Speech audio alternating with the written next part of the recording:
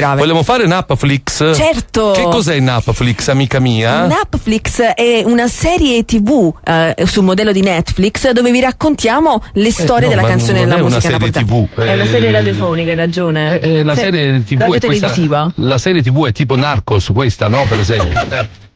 La Radiazza presenta Napflix. Avete presente Netflix? Ecco, non ci azzecca niente.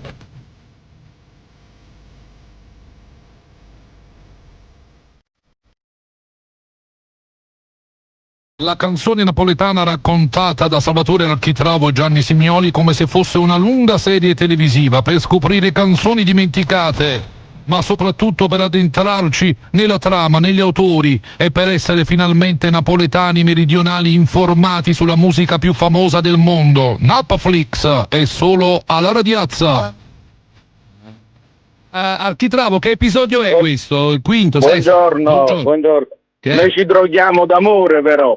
È vero, quando sei bello. Sottile, ma giusta. Che bella cosa, per noi Peppino Brie è cocaina, per noi Angela Luce è uno spaniel, per noi Era De Maggio è, che la cosa, è crack. No, ecco.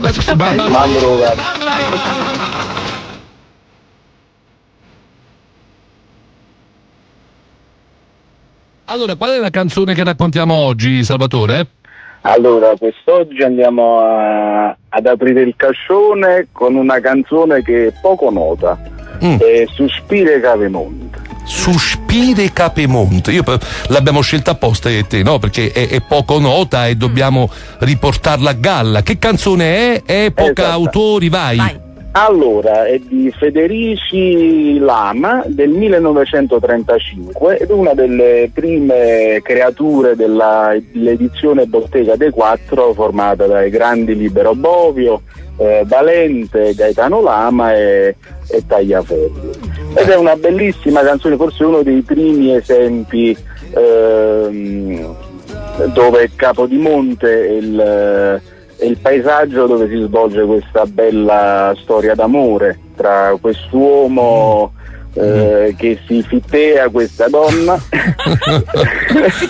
Bello fittea, sì. Vorrebbe ricoprirla di brillanti, però l'unica cosa che può dare è il suo amore, perché purtroppo non ha altro, però è una ricchezza ancora più grande. Ma come sempre in questa città l'amore viene supportato dalle bellezze, no? Che Dio, che Partenope ci ha regalato, per cui lui dice guarda, io non ti posso brillante, ma si viene qua, ti regalano un Suspire Capemont, in realtà, no? Insomma, in mezzo a questo verde, a questa natura. Io ho scoperto, Salvatore, che sono tante le canzoni dedicate a Capemont, veramente tante. Poi c'è Fontana all'ombra, insomma, sono tante. Capodimonte una volta ispirava, molto. È il nostro polmone verde, perché è il nostro Central Park.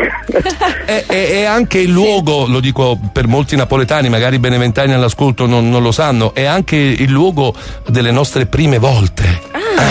Sì, perché in tutta quella natura, le siepi, gli anfratti, molti di noi hanno consumato il primo rapporto d'amore. Hai capito? Salvatore, anche tu hai cominciato lì? No, io sono cafone foro, quindi non ho... un cafone foro a Roma a consumare alla porta Vagliuncella una volta che, insomma.